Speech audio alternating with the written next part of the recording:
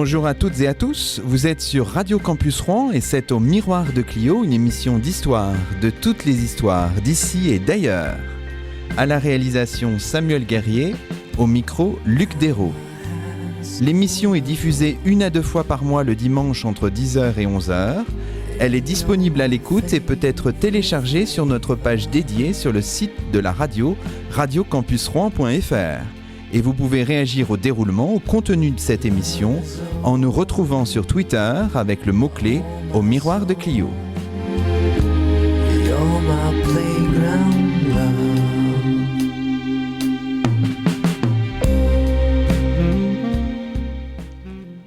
Aujourd'hui, c'est le 5e numéro de la 4e saison d'Au Miroir de Clio, exceptionnellement diffusé le 3e dimanche du mois de décembre 2016. Et nous sommes en compagnie de Géraldine Vaughan, maître de conférence au département d'études anglophones de l'Université de Rouen. Bonjour à vous. Bonjour Luc, merci de m'avoir invité. Et je vous en prie, alors c'est un petit peu l'habitude dans cette émission, commencer par un peu dérouler votre parcours. Finalement, vous avez un parcours entre histoire et études anglophones, ce qui fait un peu votre spécificité, on peut dire les choses comme ça. Je dirais que c'est comme les enfants adoptés. J'ai une famille biologique qui est celle des historiens, puisque j'ai fait des études d'histoire, j'ai passé l'agrégation d'histoire, j'ai une thèse d'histoire. Et puis j'ai ma famille adoptive qui sont les anglicistes. Et ça fait bientôt 9 ans que j'enseigne dans un département d'anglais et que j'enseigne ici à Rouen. D'accord. Mais au départ, c'était bien des études d'histoire que vous avez faites, donc on était à Paris 1, c'est ça ? Oui, c'est ça. Vraiment, vous vouliez devenir historienne, c'est ça qui vous intéressait ? Oui, je suis venue chez les anglicistes parce que comme j'avais un sujet d'histoire britannique et qu'on dispense des cours de civilisation britannique, je pouvais enseigner en anglais sur des thèmes d'histoire britannique pour la période contemporaine. Alors, vous avez passé l'agrégation d'histoire et vous avez soutenu une thèse d'histoire contemporaine sous la direction de Robert Frank, oui. Donc à l'université de Paris 1. Mais déjà là, dans votre jury de soutenance, il y avait aussi des spécialistes d'études anglophones. Enfin, on était sur les deux, à cheval sur deux champs. Il y avait déjà Catherine Maignan, donc qui est professeure d'histoire, de civilisation irlandaise à Lille 3, qui était ma co-directrice. Donc c'est vrai que j'avais une double direction. Et puis il y avait Nancy Green de l'EHESS et Tom Devine, mais qui est un Écossais, un universitaire britannique. Donc on peut dire qu'on avait déjà un peu les deux dimensions. Alors, si on regarde spécifiquement vos recherches, vous avez commencé par une maîtrise sur l'immigration irlandaise à la fin du 19e siècle à Newcastle, c'est ça ? Et c'est une recherche qui est liée un petit peu à votre histoire personnelle, à votre histoire familiale ? Dans ma famille, j'ai un nom irlandais. Dans ma famille, ce sont des Irlandais qui sont venus au Royaume-Uni dans l'entre-deux-guerres. C'est pas directement lié à ceux que j'ai étudiés, puisque moi, j'ai regardé les Irlandais qui sont venus pendant la Grande Famine et après au 19e siècle. Mais bien sûr que dans ma famille, il y a des Irlandais qui se sont installés au Royaume-Uni. Donc, il y a une filiation de ce côté-là. Et dans votre mémoire familiale, dans votre, construction adolescente, même cette dimension-là, évidemment, était importante et vous interpellait, suscitait un ensemble de questions auxquelles vous avez peut-être souhaité à un moment donné répondre en tant qu'historienne, ou les choses ne sont pas vraiment posées comme ça ? Je peux dire que la personne qui a compté beaucoup pour moi, c'était mon grand-père, donc le père de mon père, qui était, donc j'ai toujours son nom de famille, dont la famille s'était installée à Birmingham, en Angleterre, donc après la Première Guerre mondiale, et il était anglais par l'accent, anglais de naissance, il était né en Angleterre, mais il se considérait comme irlandais. Et ça s'est manifesté, par exemple, pendant la Seconde Guerre mondiale. Il a refusé de combattre dans l'armée britannique, mais il est allé se battre dans l'armée des Indes. Voilà, pour ne pas être quand même aux côtés des Britanniques. Donc il était aux côtés des Britanniques, mais aux Indes. Donc voilà cette spécificité qui était affirmée.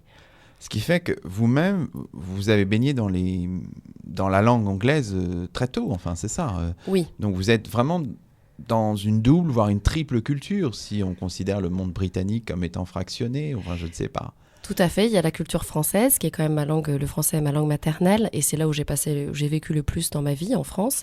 C'est le pays dans lequel j'ai passé le plus de temps. Mais il y a aussi l'Écosse qui était le pays de tous mes étés où je retrouvais mes cousins et de temps en temps l'Irlande. Mais je connais mieux l'Écosse parce que la famille s'est installée, à la génération de mon père, ils sont installés en Écosse et donc on y allait régulièrement tous les étés. Donc c'est le pays avec lequel je suis le plus familière au Royaume-Uni. Et donc ça veut dire que vous êtes familière aussi avec les accents ? Oui. Qui sont quand même très spécifiques. Pour quelqu'un qui est francophone, j'ai un souvenir d'un voyage en Écosse. L'anglais des Écossais, c'est difficile. Enfin. Tout à fait. En plus, il y a des dialectes locaux. Donc, on parle à Glasgow le Glaswegian, mais on a aussi l'écossais des villages environnants. Donc, on a tout un argot et tout un accent que moi, je reconnais très, très bien. Mais pour vous dire que vous n'êtes pas le seul perdu, pour les Anglais, les films, par exemple, de Ken Loach qui se passent en Écosse sont sous-titrés pour eux. Donc, même un Anglais ne comprend pas forcément un Écossais de Glasgow. Tellement l'accent est fort et tellement les expressions sont particulières. Et l'accent irlandais, c'est aussi un accent spécifique? Alors, vous avez l'accent qu'on va retrouver à Belfast, en Irlande du Nord, qui a parfois on peut entendre un petit peu des intonations qui ressemblent à un accent écossais. Et puis, l'accent beaucoup plus doux d'Irlande du Sud. Après, tout dépend du milieu social, bien sûr, puisque l'accent est marqué socialement. Et cet accent plus doux, on va le retrouver, par exemple, un peu en héritage dans l'accent américain. D'accord.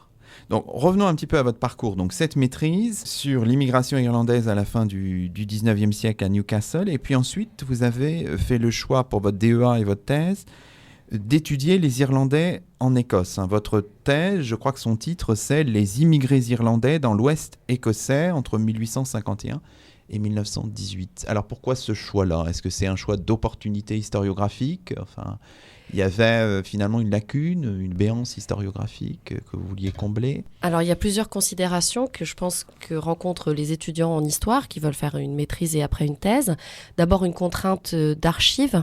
Il était plus facile pour moi de me rendre en Écosse pendant des périodes prolongées parce que j'y ai de la famille. Donc, il y avait une question pratique et matérielle. Et ensuite, en ce qui concerne la béance historiographique, il est clair que j'ai choisi d'étudier des villes qui d'une part, étaient célèbres pour leur passé sectaire, donc il y avait eu beaucoup de conflits entre protestants et catholiques, et d'autre part, qui avaient été peu étudiés. Donc je dirais que j'ai obéi à une double opportunité. D'accord. Alors, vous dites vous avez choisi des villes parce que vous avez choisi de vous focaliser sur 3 villes. Alors, Airdrie, Coatbridge et Greenock. C'est ça, je les prononce sans doute assez mal, mais je vais vous laisser le faire peut-être. Non, c'est très bien prononcé. Donc, c'est Airdrie et Coatbridge sont des villes du bassin minier situées à l'est de Glasgow. Donc, on avait l'industrie minière, de la métallurgie, de la sidérurgie. Et le port de Greenock, qui est l'avant-port de Glasgow, en fait, où arrivaient tous les navires des colonies et où s'étaient installées des raffineries de sucre et les chantiers navals qui ont fonctionné jusqu'à très récemment. Et le choix de ces 3 villes, ça vous est venu assez spontanément? Comment s'est fait ce choix? Alors à l'époque, il y avait pas tellement, on n'écrivait même pas d'email. J'avais écrit des lettres à des universitaires britanniques, ou écossais en l'occurrence, qui avaient travaillé la question.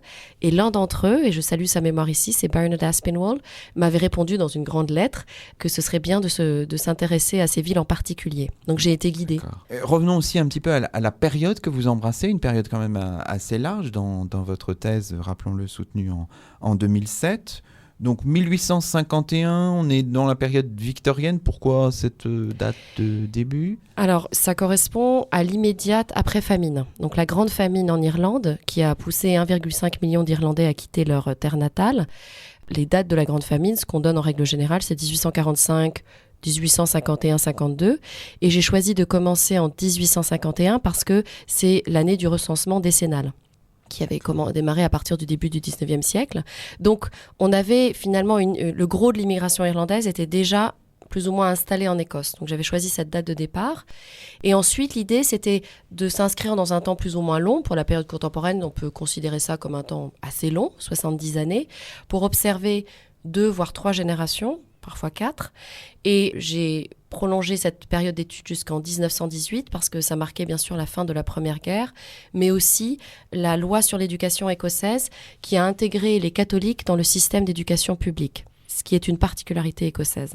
D'accord. Vous avez publié cette thèse récemment, en 2013, en anglais, et là vous avez poussé encore un petit peu plus loin, jusqu'en 1921. Oui, jusqu'au moment de la séparation des 2 Irlandes, en fait. Voilà, c'était bon pour que le cycle soit peut-être complètement abouti. Alors, donc une période assez longue, donc ce qui veut dire quand même un travail assez conséquent, avec une méthodologie qui est un petit peu, on le disait, celle de la micro-histoire, c'est-à-dire vous focalisez, vous mettez le focus sur les 3 villes dont on a parlé. Alors ça suppose d'adopter une méthodologie adéquate, qui est celle de la micro-histoire. Qu'est-ce que ça a comme contrainte pour vous, ce choix-là ? Alors, ça se manifestait par essentiellement des archives locales et municipales. Donc, il fallait éplucher les conseils des rapports municipaux, les conseils des rapports scolaires, la presse locale. Il y avait une excellente presse locale en Écosse, donc j'avais beaucoup de sources, beaucoup de journaux à ma disposition. Ce qui manque un petit peu, et c'est particulier à la nature des immigrés que j'ai étudiés, c'est que finalement, j'avais peu de témoignages. Peu de témoignages écrits parce que la majorité des migrants étaient issus de la classe ouvrière, peu alphabétisés et n'ont pas laissé de traces écrites de leur expérience. Donc, j'ai étudié des sources qui avaient un regard aussi sur ces Irlandais, un peu particulier. Les seuls moments où on voit ces Irlandais véritablement parler, ce sont parfois dans les sources judiciaires, lors de procès où ils s'expriment.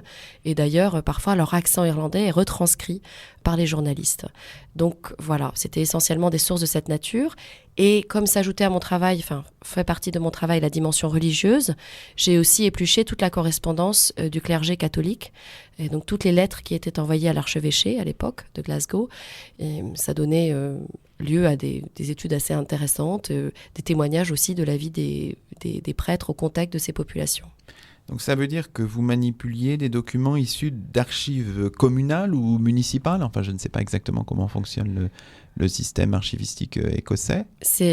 Oui, ce sont des rapports, c'était des rapports des conseils municipaux, en fait, des procès-verbaux de ce qui sont conservés dans les villes de votre étude, quoi, oui, c'est ça? Elles étaient conservées soit dans les villes, soit à Glasgow, mais la presse locale est aussi une excellente source pour les rapports des conseils municipaux, c'est-à-dire que le politiquement incorrect, les moments où il va y avoir des invectives, des insultes, on va le retrouver dans les journaux et non pas retranscrit dans le rapport officiel. D'accord.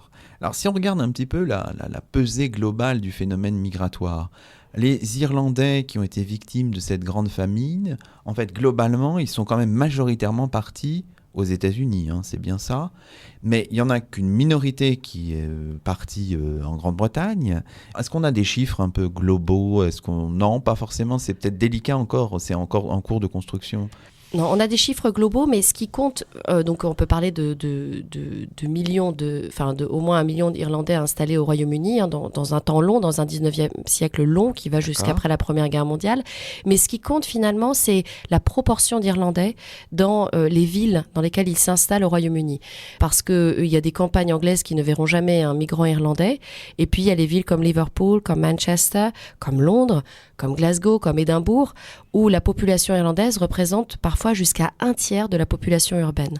Donc c'est la proportion, je dirais, qui compte plus que l'importance numérique. C'est leur poids relatif au niveau local, quoi. D'ailleurs, c'est une des marques de fabrique de votre travail, c'est finalement de réévaluer la dimension locale du phénomène migratoire. C'est un peu un des axes historiographiques que vous avez vraiment souligné. Alors, quel est leur statut? Quel est le statut des Irlandais en Écosse? Est-ce qu'ils ont un statut vraiment à part ou même sur le plan juridique? Enfin, qu'est-ce qu'on peut dire là-dessus? Alors, sur le plan juridique, théoriquement, depuis l'acte d'union de 1800, l'Irlande fait partie du Royaume-Uni et donc les Irlandais sont sujets de la couronne au même titre que les Écossais, que les Gallois et que les Anglais. Ça, c'est en théorie.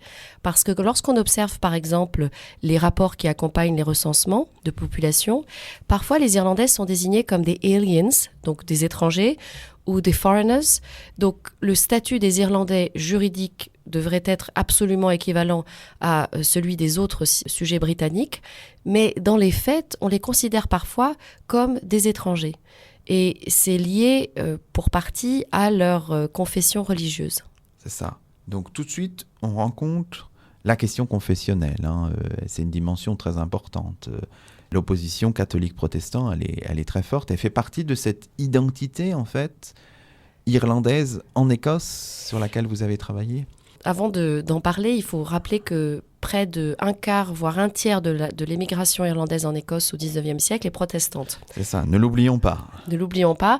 Et donc, on a ces Irlandais protestants qui arrivent en Écosse et qui, théoriquement, devraient s'intégrer plus facilement dans une société à 99%, 98% protestante. Et à l'époque, la question religieuse est forte. Les 3/4 restants des migrants, ça dépend un petit peu des époques, sont catholiques. Et effectivement, pour eux, ça va être assez difficile de s'intégrer dans une terre qui est marquée depuis la Réforme par le protestantisme et par le rejet des catholiques. Donc, on a cette dimension religieuse, effectivement, qui arrive très vite et qui va être source de conflits. D'accord. Alors, la dimension religieuse, on y reviendra abondamment parce que c'est une question que vous travaillez en ce moment beaucoup, donc on y reviendra dans la deuxième partie de l'émission. Insistons peut-être aussi sur une dimension économico-sociale. Si on regarde le phénomène migratoire avec un œil économique ou socio-professionnel, là on voit bien qu'il y a un décalage peut-être entre les Irlandais et le reste de la société écossaise. Ils arrivent peut-être moins à s'intégrer, enfin ça prend du temps, en tout cas c'est très long ce cheminement de l'intégration et de l'égalité économique et sociale. C'est très très long. Peut-être qu'à titre de comparaison, on pourrait regarder la situation des Irlandais très rapidement. L'intégration des Irlandais aux États-Unis à la même époque. On estime qu'au tout début du XXe siècle, les Irlandais et leurs descendants sont à parité économique et sociale avec les autres migrants arrivés récemment aux États-Unis. Donc très vite, en fait, aux États-Unis, les Irlandais arrivent à grimper l'échelle sociale. En Écosse, on est devant un paradoxe. C'est-à-dire qu'en réalité, il faut attendre les années 1980 pour que les Irlandais et leurs descendants arrivent à parité économique et sociale avec le reste de la population écossaise. Donc, on a cette intégration très lente, difficile, qui tarde et qu'il est parfois assez complexe d'expliquer cela. Mais quels sont, à votre avis, les facteurs majeurs d'explication ? Alors, je ne sais pas si on a le droit de revenir à la question religieuse, mais bien sûr que, bien sûr que la question confessionnelle, c'est-à-dire que les divisions confessionnelles dans la société écossaise et tout particulièrement dans l'ouest de l'Écosse, jouent un grand rôle dans ce retard de l'intégration. Il y a aussi le fait que, si on les compare à leurs compatriotes qui sont partis aux États-Unis, les Irlandais qui émigrent en Écosse sont les plus pauvres parmi les migrants. Pas les plus pauvres de la société irlandaise, parce que les plus pauvres ne pouvaient pas partir, mais parmi les migrants, ce sont les plus pauvres, les moins qualifiés. Et donc, ils vont mettre plus de temps à atteindre un niveau de qualification égal. D'accord. Alors, si on essaye de regarder avec un œil cette fois plus général, cette expérience migratoire, on ne peut pas généraliser, vous le dites aussi dans votre travail. Le phénomène migratoire, ça génère des expériences absolument multiples. Il est difficile, en fait, d'avoir un regard trop général, trop généraliste. Pour avoir fait de la micro-histoire, c'est vrai que je vais vous défendre la micro-histoire. C'est-à-dire que, plusieurs choses. Regarder l'expérience locale, c'est redonner, en quelque sorte, de l'importance aussi à l'expérience individuelle, c'est vrai. Et par exemple, quand j'ai étudié mes Irlandais sur 70 années dans 3 villes, j'ai vu émerger des figures locales qui sont ignorés pour ce qui est de l'immigration irlandaise en général. Ça ne fait pas partie des grandes figures politiques. Mais moi, je m'y suis attachée puisque je vivais avec eux pendant un certain temps. Et donc, ça permet de retracer des parcours plus individuels et des parcours de personnes qui n'ont pas marqué un mouvement national, etc. Donc, s'intéresser, c'est vrai que ça remet l'individu au cœur du processus de la migration. Enfin, c'est important, il faut quand même étudier les phénomènes locaux pour voir ce qu'on peut dire à partir de ces phénomènes d'une histoire plus générale. Donc la micro-histoire ou l'étude micro-historique doit aussi, à mon sens, être au service d'une macro-histoire et donc de ce qu'il y a d'universel dans l'expérience de ces migrants irlandais. On a cette double dimension. Dans votre travail historiographique, les deux phases se succèdent un petit peu ou vous aviez toujours ce souci d'échelle dès le départ, d'aller de la micro à la macro, ou est-ce que maintenant vous dites j'embrasse un petit peu plus large ? Comment ça fonctionne ? Quelle était votre intelligence d'historienne là par rapport à ça ? Est-ce qu'il fallait jongler entre les échelles constamment dès le départ ? Est-ce que c'était déjà un jeu d'échelle dès la thèse, je veux dire ? Alors, il y avait un jeu d'échelle, mais quand on rédige sa thèse, on est plus jeune. Je pense qu'il y a aussi une question de maturité. Voilà, aussi. Il y a une question de maturité. Donc, on est plus, quand on est au contact des choses et le nez dans ses archives, parfois on ne voit pas plus loin que le bout de son nez. Donc, on est très, très inscrit dans les problématiques locales. Mais bien sûr qu'il fallait constamment articuler les deux échelles. Je pense que j'ai essayé, tant que faire se peut, de le faire dans ma thèse, articuler les deux échelles, c'est-à-dire, par exemple, quand j'étudiais les associations nationalistes locales, je voyais comment ça avait joué à une échelle nationale, voire parfois impériale, puisque le mouvement irlandais, la caractéristique du mouvement nationaliste irlandais, c'est qu'on le retrouve au Royaume-Uni, mais aux États-Unis, au Canada, en Australie, en Nouvelle-Zélande, en Afrique du Sud, partout où les Irlandais se sont installés. Donc on ne peut pas faire que de la micro-histoire, puisqu'on est face aussi à une histoire globale. Donc il faut multiplier les outils de comparaison. Enfin. Et est-ce que la notion de diaspora elle est pertinente dans ce cas précis? Est-ce qu'elle c'est un concept opératoire pour vous que vous avez mobilisé, ou est-ce que ça s'applique plutôt à d'autres champs, à votre avis? Est-ce que vous l'avez manipulé, ce concept? Alors, je m'en suis pas beaucoup, je n'ai pas beaucoup utilisé parce que maintenant, c'est un concept qui est employé un peu trop employé en à tort réalité. Et à travers un peu. Et voilà, qui perd de son sens de la dispersion d'une population, etc., du sens étymologique et historique. Donc, on peut parler communément de la diaspora irlandaise. C'est une manière pratique de parler des Irlandais, aux quatre coins du globe. Moi, je ne m'en suis pas servi particulièrement, et je ne crois pas qu'il y ait une dimension véritablement diasporique dans le phénomène migratoire irlandais. D'accord. Bon, écoutez, très bien. Ce que je vous propose, c'est de marquer une première pause, puisque le temps passe très vite en votre compagnie, et c'est vous qui avez fait la programmation musicale de cette émission. Et on va marquer une première pause en compagnie d'un groupe rebelle irlandais qui s'appelle The Wolfe Tones, du nom du patriote irlandais Theobald Wolfe Tone, l'un des chefs de la rébellion irlandaise de 1798. C'est Some Say the Devil is Dead sur Radio Campus Rouen.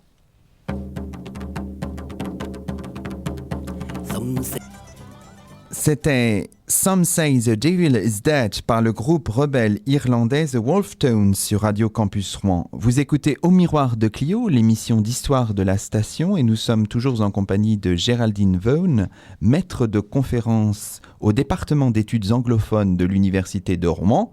Et nous parlons de ses travaux, doctoraux d'abord, post-doctoraux ensuite. On rappelle le titre de la thèse de Géraldine Vaughan, qui a été publiée en anglais en 2013, mais le titre en français de la thèse soutenue en 2007, c'était « Les immigrés irlandais dans l'Ouest écossais entre 1851 et 1918 ». Alors, depuis votre thèse, vous avez un petit peu élargi vos perspectives. C'est un petit peu classique dans un cheminement d'historien ou d'historienne. Et vous avez voulu d'abord peut-être faire aussi un élargissement chronologique en vous intéressant à la période de l'entre-deux-guerres, qui du point de vue de l'histoire des Irlandais en Écosse est aussi une période vraiment intéressante. Géraldine Vaughan. Pendant l'entre-deux-guerres, ce qui va ressurgir en Écosse, c'est le sectarisme. Alors, qu'est-ce que le sectarisme ? C'est ce qu'on désigne sectarianism en anglais, c'est-à-dire le conflit entre catholiques ou personnes de confession catholique et personnes protestantes, ou d'origine catholique et protestante. Et c'est vraiment, cette période de l'entre-deux-guerres, c'est vraiment un moment où des rixes de rue ou des ligues politiques anticatholiques connaissent un franc succès. D'accord. Donc il y a une période qui est assez, comment dirais-je, dure pour les Irlandais, un peu de stigmatisation, on pourrait dire, cette période, et qui se distingue peut-être de la période immédiatement précédente, qui était la période édouardienne. Si on inscrit ça dans le temps long, le tout début du XXe siècle, c'est plutôt une période d'accalmie entre deux périodes qui sont un peu difficiles pour la minorité irlandaise. C'est vraiment ça, c'est-à-dire qu'à l'époque édouardienne, c'est ce qui correspond à notre belle époque française, on a l'impression qu'on est dans un peu un moment d'accalmie, un âge d'or où l'intégration des Irlandais semble être en bonne voie, où l'éducation et l'école ont fait de nets progrès. En 1918, on a ce qu'on a appelé la Magna Carta des catholiques, ce que certains historiens ont appelé la Magna Carta des catholiques en Écosse, c'est-à-dire que les écoles catholiques, système, je pense, unique au monde, les écoles catholiques se voient dotées de l'argent public et peuvent fonctionner avec l'argent des contribuables. Dans l'entre-deux-guerres, on va rentrer à nouveau, et c'est pas seulement le cas en Écosse, on élargit chronologiquement, mais en réalité, on a des phénomènes similaires au Canada, en Australie et en Nouvelle-Zélande, vont ressurgir des associations anticatholiques qui identifient les catholiques et les Irlandais catholiques, comme la source des maux et de la crise, de cette période de crise qu'est l'entre-deux-guerres. Et les Irlandais en Écosse vont faire figure de bouc émissaire, au fond. C'est ça, c'est vraiment la technique du bouc émissaire qu'on rencontre à chaque fois là. Regardons peut-être un peu justement ces variations chronologiques un petit peu dans le détail. Au 19e siècle, là, si on fait un petit peu un retour en arrière, donc pendant la période du règne de Victoria, on a ce qu'on pourrait appeler, ce que vous appelez, je crois, dans vos travaux, plutôt une campagne un peu spontanée anti-irlandaise. Ce sont des initiatives individuelles. C'est peut-être pas quelque chose de forcément foncièrement organisé. C'est peut-être ça qui distinguerait du mouvement qui se qui se déroule dans l'entre-deux-guerres. Je ne sais pas si on peut dire les choses aussi simplement. C'est une bonne manière de dire les choses parce que on a davantage de combats de rue spontanés, bien qu'on ait déjà au XIXe siècle des associations ultra-protestantes comme l'Ordre d'Orange, qui est présent au Royaume-Uni et dans les colonies en général, donc qui rassemble des Irlandais protestants et des Écossais protestants. Et lors des manifestations du 12 juillet, on a souvent des affrontements entre catholiques et protestants qui découlent de ces manifestations. On a des affrontements aussi au sortir des pubs, le samedi soir, après des soirées imbibées. Donc on a toute forme de violence dans la rue. Il est vrai que pendant l'entre-deux-guerres, ce qui est original, c'est que la campagne anti-catholique irlandaise va être menée d'une part par l'Église d'Écosse, qui est l'église d'État en Écosse, l'église presbytérienne d'Écosse, et d'autre part par des associations et des ligues qui ressemblent fort aux ligues d'extrême droite qu'on retrouve dans le reste de l'Europe à la même époque. Donc c'est comme s'il y avait un petit peu une institutionnalisation du mouvement, du mouvement de lutte contre la minorité irlandaise. Est-ce qu'on peut dire les choses comme ça ? C'est peut-être un peu fort. C'est peut-être un peu fort, mais il y a quelque chose de vrai dans cette institutionnalisation. Et ce qui est intéressant de voir, c'est qu'elle est en décalage avec finalement le reste de la société civile et par exemple avec le paysage législatif, puisqu'il n'y a pas de loi anticatholique adoptée dans les années 20 et 30. On va plutôt vers le démantèlement de l'arsenal juridique et législatif anticatholique qui était hérité de la période de la Réforme. Donc on a un monde législatif qui progresse vers la tolérance religieuse et ce monde d'agitation politique qui, elle, manifeste une grande hostilité à l'encontre des Irlandais catholiques. On le voit bien dans un texte dont on pourrait peut-être faire la lecture maintenant. C'est un texte de 1923. C'est un rapport de l'Assemblée générale de l'Église d'Écosse, dont le titre même, je vais vous laisser le prononcer en anglais, annonce déjà un peu tout le programme finalement, Géraldine Vaughan.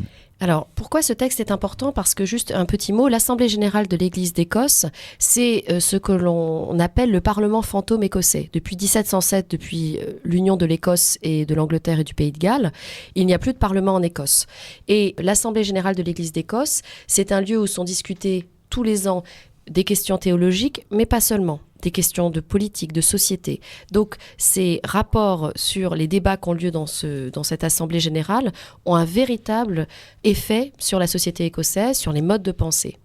Donc, ce rapport de 1923, qui avait été donc commandité par l'Église d'Écosse, s'intitule « The Menace of the Irish Race on our Scottish Nationality », la menace que représente la race irlandaise pour notre nationalité écossaise. Je peux vous lire quelques lignes en anglais et puis très rapidement les traduire. Alors, je cite. To consider and to report on the problem of the Irish Roman Catholic population in Scotland, they cannot be assimilated and absorbed into the Scottish race. They remain a people by themselves, segregated by reason of their race, their customs, their traditions, and above all their loyalty to their church, and gradually and inevitably dividing Scotland racially, socially, and ecclesiastically. Unquote. Donc, fin de la citation. Donc, qu'est-ce qui est dit ici dans ce rapport ? Il est dit que les Irlandais sont une race à part et que cette race irlandaise divise l'Écosse. Donc, elle est accusée d'avoir un rôle de division dans la société par, je cite, par leurs coutumes, par leurs traditions et par leur loyauté à l'égard de l'Église, de leur Église, c'est-à-dire de l'Église catholique romaine. Donc, on a l'impression là qu'on est passé du rejet à une forme de racisme. On a franchi quand même une étape avec ce texte. On peut dire qu'une forme de racisme existait avant les années 20, mais ce qui est très étonnant, c'est qu'elle émane ici de la plus haute autorité ecclésiastique écossaise, et que c'est un rapport officiel. Alors, ce rapport, c'est intéressant pour faire un lien avec une période beaucoup plus récente. L'Église écossaise l'a regretté, je crois que c'était en 2002, parce qu'elle a considéré que c'était une erreur d'être allée dans cette voie. Au début du XXe siècle, il y a eu tout un débat en Écosse, donc c'est un débat depuis une quinzaine d'années, sur la survivance ou non du sectarisme, donc de ce conflit entre catholiques et protestants dans la société. Et effectivement, dans le cadre de ce débat, l'Église d'Écosse est revenue sur ce rapport et a présenté des excuses aux catholiques d'Écosse pour les paroles qu'elle avait proférées et écrites en 1923. Alors, pour considérer tous ces formes un peu d'hostilité par rapport aux Irlandais d'Écosse pendant l'entre-deux-guerres, qu'est-ce que vous avez manipulé comme source? Donc, il y a ces sources un petit peu institutionnelles, mais la presse aussi est importante pour vous? La presse demeure toujours importante parce qu'elle fait état et elle rapporte les rixes, les combats de rue. Il y a aussi des rapports de police sur ces ligues extrême droite anti-irlandaises et anti-catholiques. Notamment la Scottish Protestant League, c'est ça? Il y a la Scottish Protestant League d'Alexander Radcliffe et il y a le Caledonian Clan, dont les initiales en fait font KKK, comme le Ku Klux Klan, de John McCormick. Donc on a plusieurs ligues d'extrême droite. Effectivement, on a des rapports de police. Ce qui est intéressant, c'est que ceux qui président ces ligues ont un peu le profil qu'on retrouve dans le reste de l'Europe à la même époque, c'est-à-dire ce sont des gens déclassés qui ont participé à la Première Guerre mondiale et qui, au retour de la guerre, ne trouvent pas leur place dans la société écossaise. Et l'Irlandais catholique va devenir la raison de tous ces maux. D'accord. Alors, il ne faut pas non plus se laisser aveugler. Toute la société écossaise n'est pas hostile aux Irlandais. Je crois qu'il faut quand même le dire. Ça reste minoritaire, on peut dire les choses comme ça. Alors ça reste minoritaire. Quand c'est l'Église d'Écosse qui parle, ça n'est pas minoritaire, parce qu'à évidemment. l'époque, et les gens sont encore pratiquants à l'époque, et le discours de l'Église, en tout cas, a encore une importance dans la société. Donc là, on n'est pas dans un cadre minoritaire quand l'Église d'Écosse parle. Bien sûr, bien évidemment, en ce qui concerne les ligues, on est dans des fractions d'extrême droite, de combats de rue organisés, etc. Mais l'Église catholique va réagir, elle, collectivement, à ces attaques. Alors, ce qui est intéressant aussi, si on essaye toujours d'adopter, de voir qu'une médaille a toujours un avers et un revers, c'est qu'il y a certains groupes qui mettent plutôt en avant les caractéristiques communes partagées par les Irlandais et les Écossais en tant que peuple celte qui serait victime de l'impérialisme britannique. Donc, ça existe aussi, mais ça ne doit pas non plus peser énormément dans la société écossaise. Enfin, je ne sais pas. On est vraiment aux deux extrêmes, peut-être. Vous faites allusion ici à une fraction des nationalistes écossais, parce qu'il faut bien voir que les années 20 et les années 30, tout comme dans le reste de l'Europe, c'est l'épanouissement des mouvements nationalistes, et c'est là que va naître le Scottish National Party, tel qu'on le connaît aujourd'hui en Écosse. Et une fraction, c'est vrai, d'intellectuels au sein du parti nationaliste écossais émergent pense effectivement l'identité celte, partagée par les Irlandais et l'Écossais, comme une identité commune. Mais ce n'est pas la pensée de la majorité des Écossais à l'époque, ni de la majorité des nationalistes écossais. Alors, dans votre souci d'élargir vos perspectives, vous êtes adossé, je pense, à une historiographie. On pourrait peut-être en dire un mot. Est-ce que l'historiographie en général du phénomène migratoire qui vous intéresse, la présence des Irlandais en Écosse, elle est très fournie dans le monde, je sais pas, des historiens britanniques ou anglo-saxons? Est-ce que c'est une historiographie qui est en essor plutôt? Je dirais que oui, c'est une historiographie en essor, et elle doit beaucoup à un historien qui d'ailleurs a été anobli en 2014 par la reine pour service rendu à l'histoire britannique. C'est un historien qui descend de mineurs irlandais immigrés en Écosse, donc c'est un parcours qui illustre tout à fait ce dont nous avons parlé. Donc c'est maintenant Sir Tom Devine. Et Tom Devine a fait beaucoup, il a eu des postes dans différentes universités écossaises, il a fait beaucoup pour l'histoire de l'Écosse, et beaucoup pour l'histoire de l'immigration irlandaise en Écosse. Donc autour de lui sont nés, on peut le dire, à partir des début des années 90, tout un renouveau de l'historiographie sur les Irlandais en Écosse, et toute une étude renouvelée de ce qu'avait été leur parcours depuis le début du 19e siècle. Et ça a généré pas mal de travaux d'étudiants aussi dans son sillage. Enfin voilà, il y a toute une petite école historiographique qui se développe. Oui, tout à fait. Et je peux dire que j'en fais partie aussi c'est ça. D'un point de vue français, mais on fait partie de cette école-là, oui, avec d'autres historiens, et surtout des historiens britanniques, mais des historiens aussi installés en Écosse.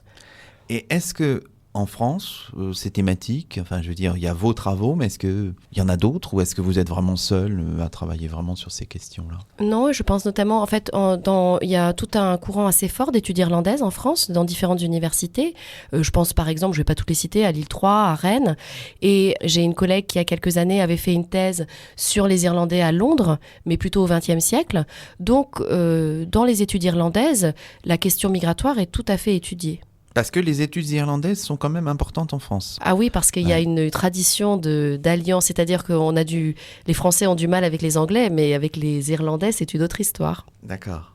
Bon, écoutez, ce que je vous propose, c'est avant de rentrer dans la question qui vous mobilise un petit peu en ce moment sur l'anticatholicisme dans l'Empire britannique au tournant du 19e et du 20e siècle. On va marquer une deuxième pause. Alors, on va écouter ce titre qui est un petit peu étonnant et ensuite, on l'expliquera juste après. Je ne dévoile pas trop. C'est une version, on peut dire comme ça à nos auditeurs, très très spéciale de Simply the Best, ici mise au service et réutilisée, on verra comment, de la cause loyaliste d'Irlande du Nord. Écoutez bien les paroles et notamment celles du public qui ne semble pas très favorable. C'est un indice à la papauté.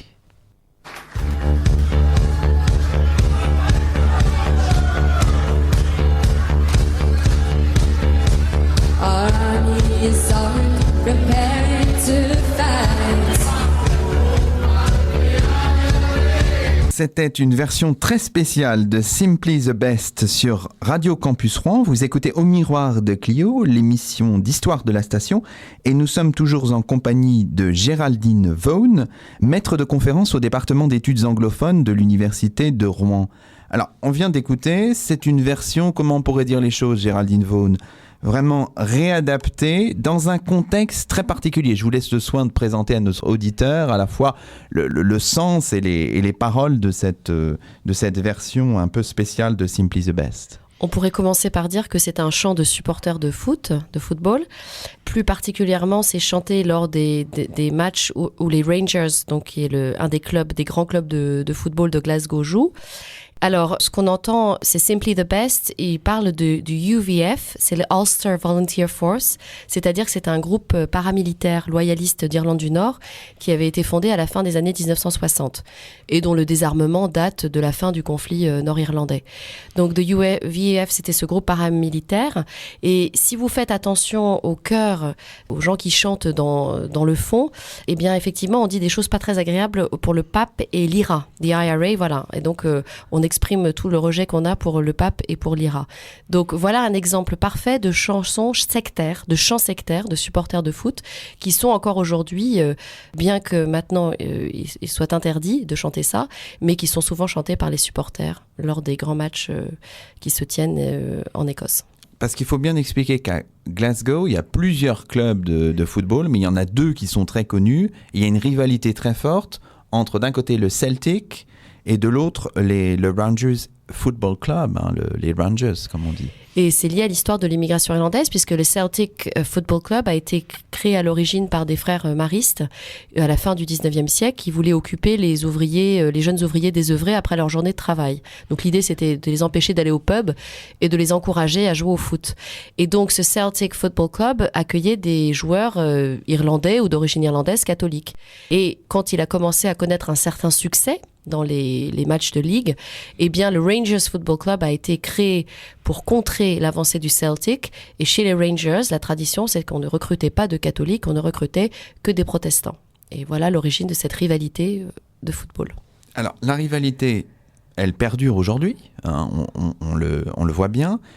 Est-ce que dans toute cette histoire, il y a vraiment l'héritage de l'histoire que vous avez parcourue ? Ou alors c'est simplement une instrumentalisation et ça ne correspond pas forcément à la réalité d'aujourd'hui ? Il y a deux choses. C'est vrai qu'il y a une part d'héritage, parce que s'il n'y avait pas eu cette immigration irlandaise, catholique, à ce moment-là, et la fondation de ce club, et ces rivalités et ces tensions, on n'aurait pas la guerre qui existe entre les Celtics et les Rangers, qui se traduit très concrètement par des pubs où se rendent les supporters des Celtics et d'autres pubs où se rendent les supporters des Rangers, et vous n'avez pas intérêt à aller dans un pub de Rangers si vous êtes supporter des Celtics. Il peut vous arriver des choses assez graves. Donc, il y a un héritage de l'histoire, et aujourd'hui, on pourrait dire que c'est un des derniers reliquats de sectarisme qui existe dans la société écossaise. On pourrait dire que franchement, le dernier bastion du sectarisme s'exprime dans ces matchs de football et au fond se limite à ça. Et donc, on pourrait dire que l'histoire des Irlandais en Écosse, c'est une histoire plutôt apaisée aujourd'hui. Enfin, les choses se sont apaisées. Dans toute la séquence chronologique que vous avez embrassée, on va plutôt vers l'apaisement. On va vers l'apaisement et puis on va vers une intégration socio-professionnelle marquée depuis la fin des années 1970. Donc on a aussi des vagues migratoires aujourd'hui d'Europe de l'Est, où on a une vague migratoire après la Seconde Guerre mondiale venant des anciennes colonies comme le Pakistan et l'Inde. Donc on a eu d'autres migrants qui sont venus occuper la une des journaux et les Irlandais ont réussi à mieux se fondre finalement dans la société écossaise. Vous voulez dire qu'on a trouvé d'autres boucs émissaires, ou c'est peut-être un peu dur de dire les choses comme ça, mais... Alors on peut dire que l'hostilité à l'encontre des émigrés dans la société, d'immigrés d'où qu'ils viennent, dans la société écossaise est assez limitée. Par exemple, il n'y a pas de ligue d'extrême droite comme en Angleterre, pas aussi forte, pas de parti d'extrême droite aussi fort. Il y a une ligue qui d'ailleurs prospère depuis une dizaine d'années, c'est un peu une nouveauté dans le paysage politique écossais. Le fait que le Scottish National Party soit si dominant dans la vie politique, on l'a vu lors des dernières élections législatives, ça reconfigure les choses, ou comment ça joue ça, ou... Eh bien, le Scottish National Party affirme qu'il est un parti, non pas, c'est un parti nationaliste, mais pas à base non ethnique. C'est-à-dire que quiconque se sent écossais, qu'il soit d'origine pakistanaise, irlandaise ou polonaise, peut s'intégrer dans ce civisme écossais. Donc, il y a ce nationalisme civique qui est revendiqué par le SNP. D'accord. Alors, il nous reste quelques minutes pour aborder un thème que vous prospectez en ce moment. C'est une réflexion sur l'anticatholicisme dans l'Empire britannique des années 1880 aux années 1920. Vous avez, je crois, présenté un petit peu des esquisses ou des bases de votre projet. Je crois que c'était l'été dernier, parce que l'année dernière, vous avez fait un séjour de travail important en Écosse. J'ai été pendant 6 mois visiting fellow dans la School of Divinity, donc c'est la faculté de théologie de l'Université d'Édimbourg, qui accueille des étudiants de théologie, mais aussi des historiens, puisque celui qui m'a invité était la chaire d'histoire du christianisme. Donc, pendant ce séjour, j'ai eu l'occasion d'abord de finir un travail d'archives en Écosse sur cette question-là. Et je voudrais dire que mon travail sur l'anticatholicisme, donc au Royaume-Uni et dans les dominions, donc au Canada et Australie et Nouvelle-Zélande, fin du 19e siècle, entre deux guerres, ce travail s'inscrit dans une réflexion sur qu'est-ce que la Britishness ? Et je peux dire qu'aujourd'hui, au vu des différents référendums, je vous rappelle qu'en 2014, on a eu le référendum sur l'indépendance écossaise, qui certes a abouti au rejet de l'indépendance, mais on avait 55% contre l'indépendance et 45% en faveur de l'indépendance. Plus récemment, on a eu le Brexit, où les Écossais ont fait bande à part en votant à 66% pour rester dans l'Union européenne. Donc la question aujourd'hui, c'est finalement qu'est-ce qu'être britannique ? Et cette question de la Britishness, de l'identité britannique, ma volonté, ce serait de la réexplorer à partir du prisme de l'identité religieuse à la fin du XVIIIe siècle et au début du XIXe siècle. Et j'étudie des sociétés anticatholiques qui ont justement une idée de ce que c'est qu'être britannique et qui veulent l'affirmer pour le Royaume-Uni et pour les colonies. D'accord. Alors, du point de vue de l'historiographie, il y a une historiographie, j'imagine, assez riche sur le sujet du côté britannique, ou est-ce qu'au contraire, c'est quelque chose qui n'est pas si important que cela ? Il y a quelques historiens qui ont travaillé à la question, notamment John Wolfe, mais mon idée, ce serait de faire de brosser le portrait de cet anticatholicisme, non seulement pour le Royaume-Uni, ça a déjà été un petit peu fait, mais aussi de l'intégrer à un travail plus général sur le domaine impérial. Donc c'est penser la métropole, qu'est le Royaume-Uni, et ses colonies en même temps, dans un même mouvement. D'accord. Donc ça veut dire, du point de vue géographique, ça paraît énorme, hein. Donc là, il va falloir voyager, manipuler beaucoup de sources différentes. Enfin, c'est un projet très, très ambitieux. Alors, pour le Royaume-Uni, les archives, j'ai à peu près bouclé la question. C'est vrai qu'il reste le Canada. Pour l'Australie, bien aujourd'hui, on a quand même la chance d'avoir beaucoup d'archives numérisées, et notamment la presse, qui reste une source importante pour mes travaux. Donc j'ai accès à pas mal de journaux australiens, même des journaux ultra-protestants du début du XXe siècle, qui sont accessibles en ligne. Donc il y a cette chance-là. Parce que une de vos sources, précisément, on revient à ça, mais ce sont les journaux, hein, qui sont... Ce sont les journaux, et aussi, bien sûr, toutes les sources qui ont trait à ces sociétés que j'étudie, ces sociétés anti-catholiques, ultra-protestantes, qui sont des sociétés qui sont animées par des membres de la classe moyenne, de la classe ouvrière, et qui essayent de se faire une place dans le paysage politique, tant au Royaume-Uni que dans les différentes colonies. Alors, dans votre communication de l'été dernier, vous établissiez une espèce de de typologie de l'anticatholicisme. Vous distinguiez l'anticatholicisme constitutionnel, l'anticatholicisme théologico-politique, l'anticatholicisme socio-national. Alors, est-ce que vous pourriez nous présenter, peut-être de manière un petit peu dans les grandes lignes, ce triptyque-là ? L'anticatholicisme constitutionnel, pour aller très rapidement, c'est l'anticatholicisme qui est inscrit dans la législation britannique. Alors juste pour vous donner un exemple, en 2013 a été adoptée une loi qui s'appelle la Succession to the Crown Act, qui redéfinit les règles de succession pour la monarchie britannique. Et depuis 2013, le monarque a le droit d'épouser un catholique. Donc jusqu'en 2013, le monarque, qui est le chef de file de l'église anglicane, car il n'y a pas de séparation entre l'église et l'État au Royaume-Uni, eh bien ce monarque ne pouvait pas épouser un catholique ou une catholique. Donc cet anticatholicisme constitutionnel, vous voyez, il remonte jusqu'à aujourd'hui. Il peut aller jusqu'à aujourd'hui. L'anticatholicisme théologico-politique, c'est cet anticatholicisme qui est né bien sûr à l'époque de la Réforme. Donc c'est le rejet des catholiques, le rejet théologique. Donc il y a les questions eucharistiques, il y a les questions bien sûr de gouvernance dans l'Église.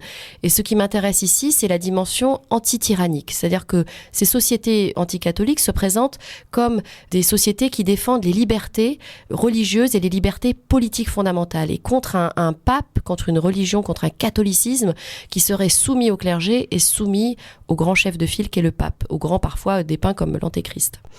Enfin, un anticatholicisme socio-national, ça c'est vraiment le fruit, c'est vraiment ce qu'on voit apparaître dans les années 20, c'est-à-dire le rejet ethnique des Irlandais à la fois comme porteurs de ce catholicisme et comme race. Donc là, on mêle à la fois un préjugé ethnique et un préjugé religieux.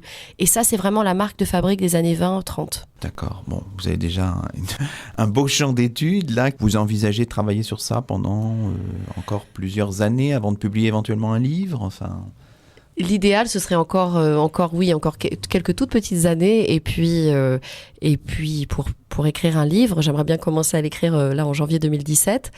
Mais il faut encore que je me rende au Canada. Et puis j'ai encore quelques petites choses à voir en Australie aussi. Bon, écoutez, c'est un beau programme. On vous réinvitera pour parler de ce livre au moment de sa publication. On vous remercie beaucoup. C'est ainsi que se termine le dernier numéro de l'année 2016. Nous étions aujourd'hui en compagnie de Géraldine Vaughan, maître de conférence au département d'études anglophones de l'Université de Rouen. Au Miroir de Clio revient, ne vous inquiétez pas, en janvier 2017. En attendant, toute l'équipe de l'émission vous souhaite d'excellentes fêtes de fin d'année. À très vite sur Radio Campus Rouen.